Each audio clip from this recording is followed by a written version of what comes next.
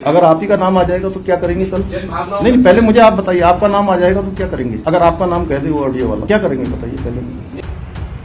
हम किसी जांच से कहीं जाने वाले नहीं। हमें जो जांच की आवश्यकता पड़ेगी हम वो सब जांच करवाने को तैयार हैं। अगर मान लिया जाए कि यहाँ पर महेंद्र भट्ट ये हमारे महामंत्री हैं, अगर ये किसी आरोप में दोषी होंगे और जेल ये चले जाए, प्रभारी जी हमारे, बताइए मुझे। तो अगर ये जेल जा रहे होंगे, सजा हो रही होगी, तो क्या इनका नाम नहीं बताएंगे? आप जो आगे बोलने वाले हैं मैं उसका जवाब भी दे दूंगा। अगर मैं यहाँ आया हूँ तो मैं जानता हूँ कि आप क्या पूछने वाले हैं उससे आगे। राज्य के मुख्य सेवक के रूप में उनकी मां से, उनके पिता से बात करूंगा। बात करने के बाद कानूनी रूप से सभी चीजों का अध्ययन करने के बाद उनका जो भी हमारे लिए, जो भी वो अपनी बेटी के न्याय के लिए चाहते होंगे, हम उसको आगे बढ़ाएंगे।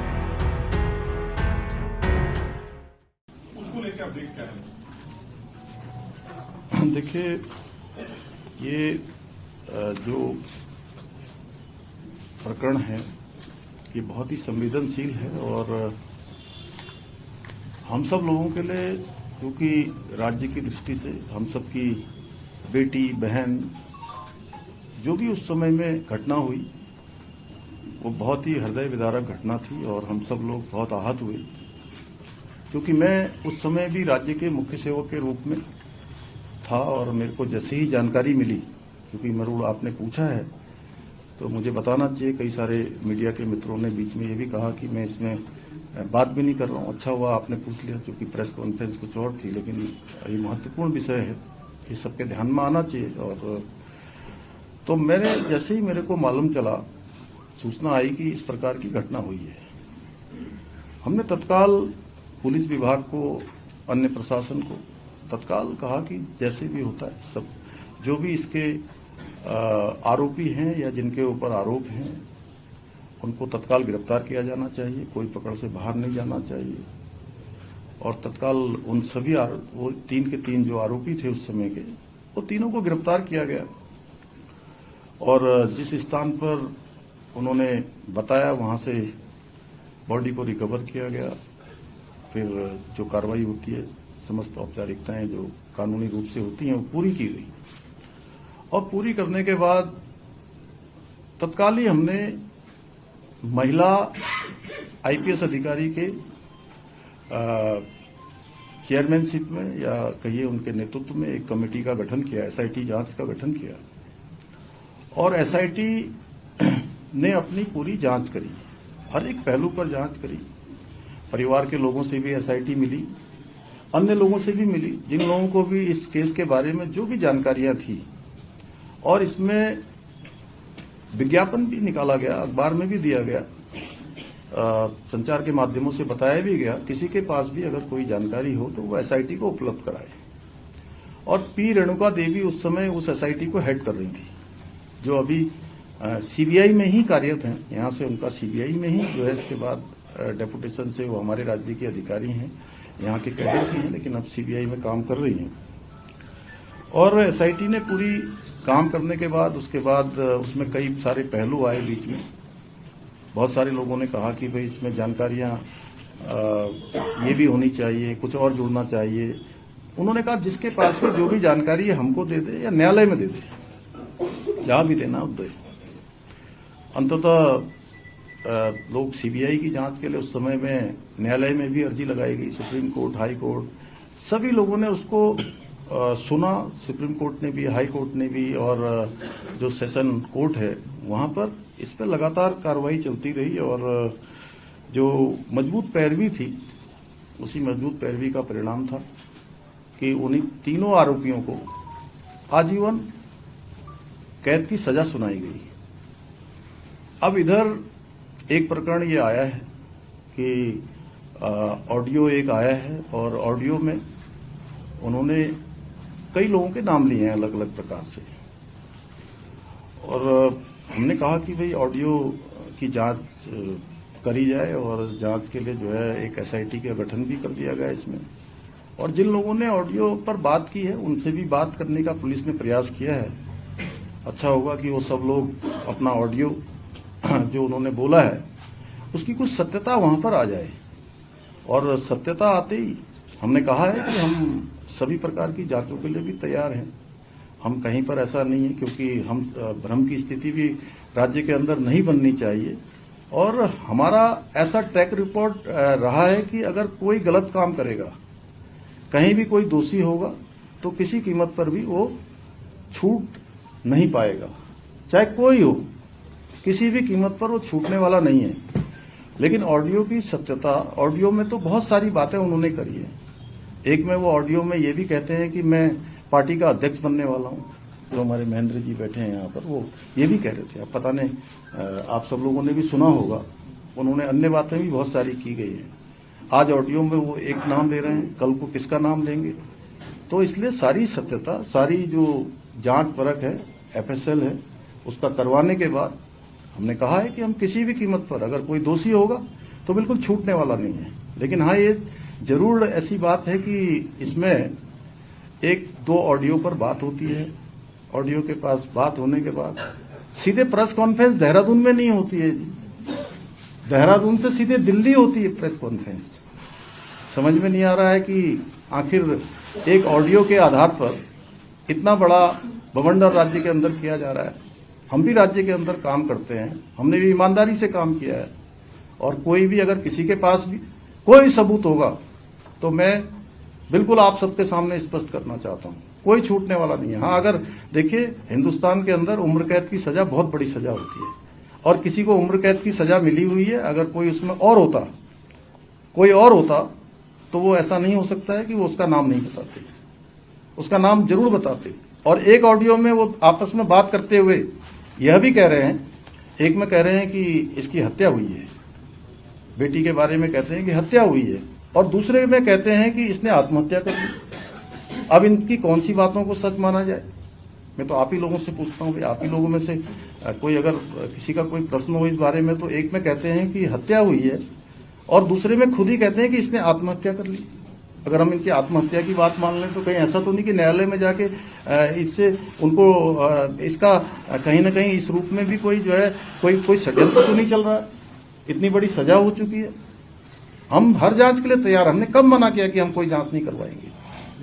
सर एक सवाल ये भी है कि जो आप देख रहे हैं कि लोग सड़कों पर हैं, विरोध प्रदर्शन हो रहे हैं, और अब धीमे ही सही लेकिन बीजेपी के संगठन में भी आवाज उठ रही है कि जन भावनाओं का ख्याल रखना चाहिए। लोग सोशल मीडिया पर भी, अगर आप ही का नाम आ जाएगा तो क्या करेंगे कल? जन भावनाओं नहीं, पहले मुझे आप बताइए, आपका नाम आ जाएगा तो क्या करेंगे? अगर आपका नाम कह दे वो ऑडियो वाला, तो क्या करेंगे बताइए पहले मुझे। नहीं, इस विरोध को नहीं, अभी इस देखिए विरोध है। हम लोगों ने कहा है कि हम कोई चीज हम जांच करवा रहे हैं, एफएसएल के लिए बुला रहे हैं। अगर उनके पास सत्यता है, कोई बात है, तो भाई वो भाग रहे हैं ना, उनको हम ढूंढ रहे हैं। आपको पता है वो कहाँ हैं?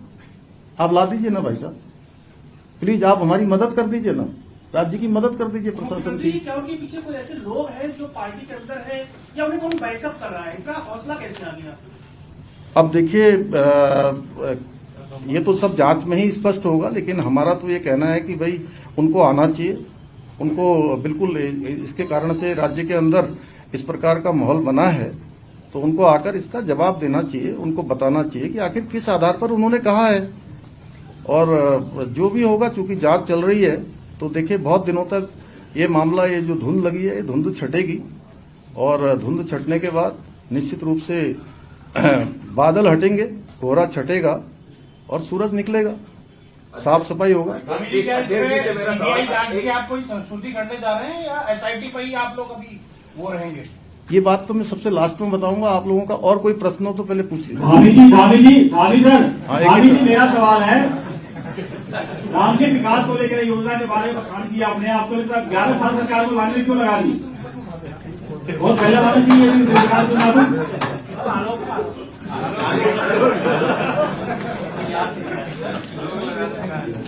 अध्यक्ष जी से मेरा ये सवाल था कि कुछ पार्टी के आपके नेता जो आपका ऑफिशियल स्टैंड है उससे अलग होके बात कर रहे हैं, तो उनपे कोई आप कार्रवाई करेंगे क्या? देखिए, वो हमारा इंटरनल मामला है, वो बहुत बड़ी बात नहीं है। लेकिन जो एक बड़ी बात है वो ये है कि हमारे राज्य के अंदर जो भ्रम की स्थिति बनी है, जो उनके परिवार को कष्ट हुआ है, और जो परिवार की बेटी गई है, हम सबका परिवार है, पूरा राज्य है। मैं तो ये कहता हूं कि अभी आपने भी कहा, जैसे आपको भी भाई साहब कुछ पता हो तो उनके बारे में बताइए, जरूर हम जो है इस पर करेंगे जांच। बिल्कुल जो है, मैं बहुत संवेदनशीलता से बोल रहा हूं, बहुत जिम्मेदारी से बोल रहा हूं।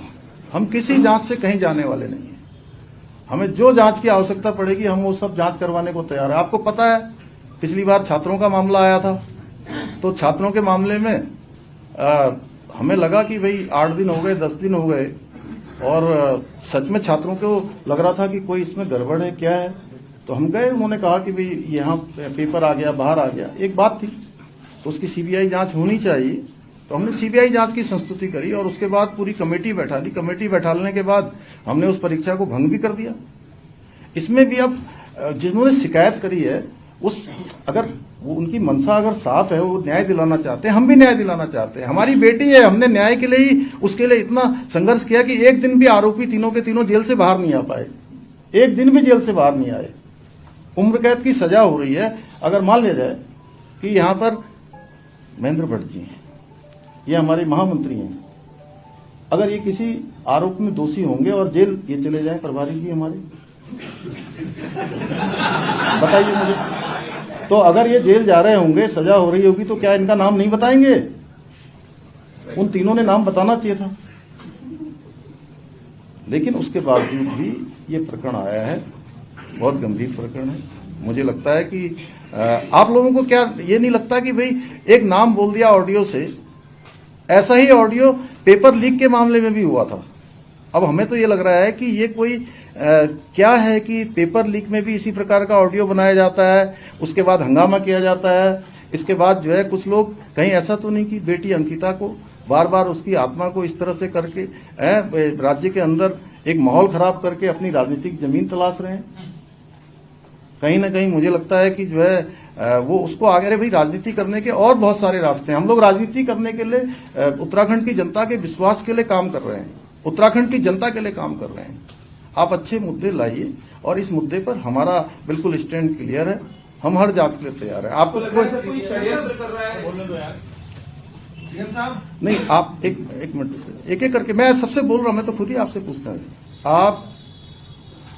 आप बताइए, आपको लग नहीं रहा है कि षड्यंत्र है? अगर ये मोबाइल बंद करके जाना, एक ऑडियो रिलीज करके, एक ऑडियो रिलीज होता है, उसके बाद प्रेस कॉन्फ्रेंस यहाँ नहीं होती है, प्रेस कॉन्फ्रेंस दिल्ली में होती है, और हमारे जो प्रभारी जी का नाम लिया गया, प्रभारी जी ने अपने, आप लोग भी सोशल मीडिया देखते हैं, पुलिस ने भी वेरीफाई कर लिया, सारे अकाउंट ट्विटर सब देख लिए उनके, वो पिछले उस दिन 10 तारीख से लेकर 20 तारीख के बीच में उत्तराखंड में उनका आना ही नहीं हुआ कभी। ये तो आप लोगों ने भी सारा रिकॉर्ड देख लिया होगा, उनकी जो पुरानी फेसबुक इत्यादि देख लेंगे तो उसमें आ जाएगा सारा। अब आप स्वयं अंदाजा लगाइए, अगर उनके पास कुछ है तो भागे क्यों हैं? सर ये क्या हम सुरेश राठौर और दुष्यंत गौतम की व्यक्तिगत लड़ाई का परिणाम है क्या ये? देखिए, वही उसी के लिए तो हम लोग जांच कर रहे हैं कि आखिर उन्होंने बोला है तो क्यों बोला है। वो आए और वो बोले और उनको जवाब तो देना पड़ेगा। वो उनके घर में भी हम लोग गए हैं, पुलिस गई है, प्रशासन के लोग गए हैं, रिक्वेस्ट भी कर रहे हैं। हम लोग अनेक माध्यमों से उनसे संपर्क करने का प्रयास कर रहे हैं कि सुरेश जी आइए और बताइए भाई, कुछ आपने, इतनी बड़ी बात हो गई है, इतने लोगों के मन में शंका पैदा हो गई है, राज्य के अंदर लोग जो है अविश्वास की स्थिति से गुजर रहे हैं। आए आप, मैं तो उनसे निवेदन कर रहा हूं कि वो आए, कोई सबूत दें, और मैं बिल्कुल गारंटी के साथ कह रहा हूं कि कोई किसी में बसने वाला नहीं है। जो प्रदेश में सरकार है, क्या ऐसे लोगों को आप अपील करेंगे कि ऐसे संवेदनशील मुद्दे पर सियासत न करके एक संतुलन बनाए, ताकि वाकई? मैंने कहा कि देखिए, जिन लोगों को जनता बार बार बाहर का रास्ता दिखा रही है, वो बेटी अंकिता को अपना हथियार न बनाए। बेटी अंकिता के हत्यारों को, उनके आरोपियों को, उनको अपराधियों को सजा देने का काम सरकार का है, और हम प्रतिबद्ध होकर, संकल्प होके ये कहना चाहते हैं कि कोई नहीं छूटने वाला है। जिसने भी जो है न पहले छूटे हैं, न कहीं किसी का नाम आएगा तो कोई छूटेगा। कोई वीआईपी नहीं है, पार्टी भी ये कह रही है कि कोई वीआईपी नहीं है। संदेह की स्थिति में गिरफ्तारी हो जाती है। लेकिन ये जो पूर्व विधायक का बयान है, जो रिकॉर्डिंग आई है, वो आपके परिवार के बीच से आई है, भारतीय जनता पार्टी के वो पूर्व विधायक रहे। संदेह इसलिए ज्यादा होता है, शायद वो उस स्थिति को जानते होंगे।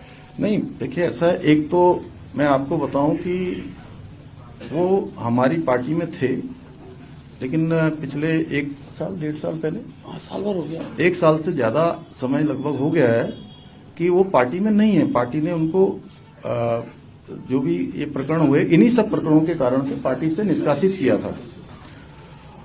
और देखिए, अगर उनके पास सच में ये बात भ्रम की बनी तो उनको आना चाहिए सामने, वो जिम्मेदार व्यक्ति हैं, वो आकर उनको बताना चाहिए, नहीं मैं तो आप लोग प्रश्न करिए, नहीं तो फिर मैं भी कुछ प्रश्न कर लेता हूं आप लोगों से, अगर आप लोग नहीं कर रहे हैं तो।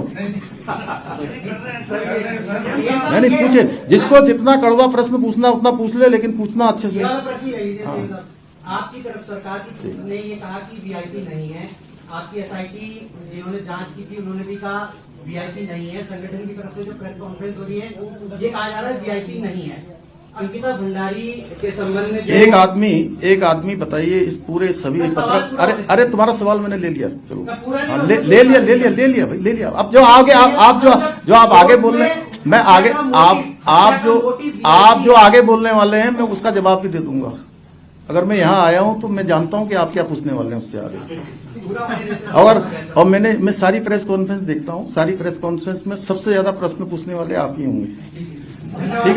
ठीक है मेरे दोस्त, बहुत बधाई। अब देखिए ऐसा आपके जितने नहीं रुक जाइए, मैं पूछूंगा ना, सबके जवाब दूंगा भाई। अब अरे यार आलो पूछो, चलो रुको। अब तक की जितनी प्रेस कॉन्फ्रेंसों में आपको जो जवाब नहीं मिले, आज मैं सारे जवाब देने के लिए ही यहाँ आपके बीच में आया हूँ। जो भी कमी पेशी है आज मैं सबका,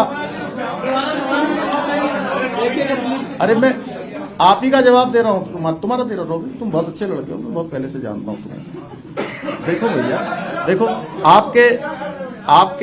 आपके सारे सवालों के जवाब ये पहले दिन से जब से लिखा गया जो केस डायरी है, उस केस डायरी में ये जो आपने कहा ना, इसके सारे जवाब हाईकोर्ट में लगे हैं। और हाईकोर्ट ने और उन्होंने एसआईटी ने सारी चीजें हाईकोर्ट में जमा करी है, उसके बाद ही इसका निर्णय आया। हो गया। जांच बताएंगे कि क्या आगे कुछ और जांच होंगी कि नहीं होंगी, आप फाइनल नहीं अभी पहले प्रश्न पूछो ना सब लोग। जवाब दे दिया, जवाब दे दिया ना। तो मेरा सवाल है, अब ये कल ये मत चला देना कि जवाब नहीं दिया, फिर दे दिया। आपने कहा कड़वा सवाल, तो एक कड़वा सवाल ये है, क्या 2027 चुनाव के पहले आपकी पार्टी के कुछ लोग आपके चेहरे करते हैं, जिससे कॉन्स्पिरेसी करके की योजना का नाम बता रहे हैं। नहीं आपने पार्टी के अंदर कोई कॉन्स्पिरेसी चल रही है आपके खिलाफ, तो नहीं चाहते 27 नहीं हमारी पार्टी में कॉन्स्पिरेसी जैसी कोई चीज नहीं है। देखिए मैं तो लगातार पिछले 4 वर्षों से भी अधिक समय से इस दायित्व में काम कर रहा हूँ, सभी के सहयोग से काम कर रहा हूँ। पार्टी हाईकमान का भी, हमारे वरिष्ठ लोगों का भी, सभी पार्टी कार्यकर्ताओं का साथ है। और ये हर पार्टी में होता है, थोड़ा बहुत ऐसी चीजें चलती हैं, कोई ऐसा विशेष नहीं। अभी मंदिर एक रह गया। अब चलिए आपके, हाँ अब लास्ट प्रश्न पूछिए आपका, मैं अलग से दूंगा, आप अलग से। अब लास्ट बात, अब हो गया, बस चलिए हो गया। आप बोले चले एक लास्ट। भारती जी तो अलग से पूछ लेती हैं मुझसे। सुरेश राठौर और उर्मिला राठौर के चर्चे चल रहे हैं, पुलिस को दोनों को पकड़ने में इतना समय क्यों लग रहा है? क्यों आप उन्हें ये समय दे रहे हैं कि आप स्वेच्छा से आइए और हमें सबूत दीजिए, जबकि आप खुद कह रहे हैं कि माहौल प्रदेश का खराब हो रहा है? आपको तो उन्हें लेके आ जाना चाहिए था। क्या हम ये समझे कि सब मामलों में प्रक्रिया ऐसे ही रहेगी कानून की जैसे तय रखी गई है? आपको जानकारी है उनके बारे में, कहाँ है करके? सर मैं कानून रहा हूँ, तो आप भी मदद करिए ना हमारी। हम तो पकड़ ही रहे हैं उनको, हम पकड़ ही रहे हैं उनको। आप नहीं आप बताइए ना, पुलिस ढूंढ रही है ना, आपको पता है रोज उनके घर में नोटिस दे रही है, जगह जगह छापेमारी हो रही है, जगह जगह जा रही है, देश के अंदर उनके मोबाइल लोकेशन निकाली जा रही हैं।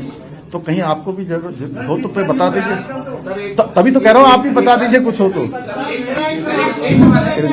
तिवारी की सवाल पे आ गया, ये इसलिए भी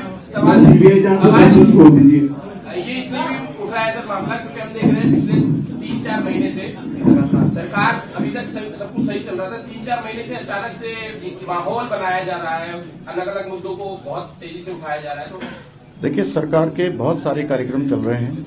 अभी एक बहुत अच्छा कार्यक्रम जो हमारे सीमांत क्षेत्रों में रहने वाले, दूर दराज गांवों में रहने वाले गरीब जनता, उनके बीच में जन जन की सरकार जन जन के द्वार ये कार्यक्रम चल रहा है और इस कार्यक्रम में लगभग 1.5 लाख के लगभग लोगों ने अभी तक प्रतिभाग कर लिया है।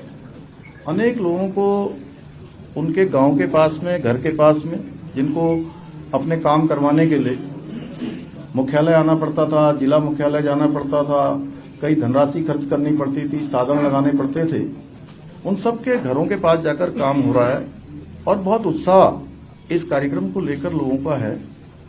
तो बहुत विकास के काम भी हुए हैं। आज राज्य हमारा नवाचार के मामले हों, ऐतिहासिक निर्णय लेने हों, विकास के प्रकरण हों, आज देश के प्रमुख राज्यों में हमारी गिनती हो रही है।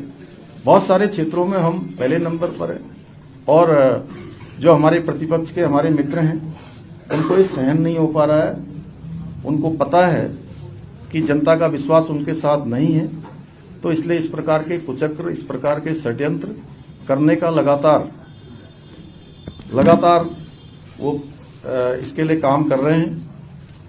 तो जनता सब जानती है, फैब्रिकेटेड माहौल ज्यादा दिन नहीं चलने वाला है। हाँ, मैं अब चूंकि आप लोगों ने, सब लोगों ने सारे प्रश्न कर लिए हैं, मैं इतना कहना चाहता हूं क्योंकि इस पूरे प्रकरण में राज्य की जनता को भी कहीं न कहीं सबने संवेदनशीलता के साथ इस मुद्दे पर विशेष रूप से अपनी भागीदारी भी की है, अपना मत भी दिया है। लेकिन सबसे ज्यादा प्रभावित उनके माता पिता, परिवार के लोग उनके हुए हैं। मैं राज्य के मुख्य सेवक के रूप में उनकी मां से, उनके पिता से बात करूंगा। बात करने के बाद कानूनी रूप से सभी चीजों का अध्ययन करने के बाद उनका जो भी हमारे लिए, जो भी वो अपनी बेटी के न्याय के लिए चाहते होंगे, हम उसको आगे बढ़ाएंगे। आपकी इस पर क्या राय है, हमें कमेंट कर जरूर बताएं। इसके साथ ही आप हमारे YouTube चैनल को सब्सक्राइब कीजिए। आप हमें Facebook, Instagram, Twitter पर फॉलो भी कर सकते हैं और संवाद 365 के साथ एक क्लिक में जुड़ने के लिए डाउनलोड कीजिए संवाद 365 ऐप।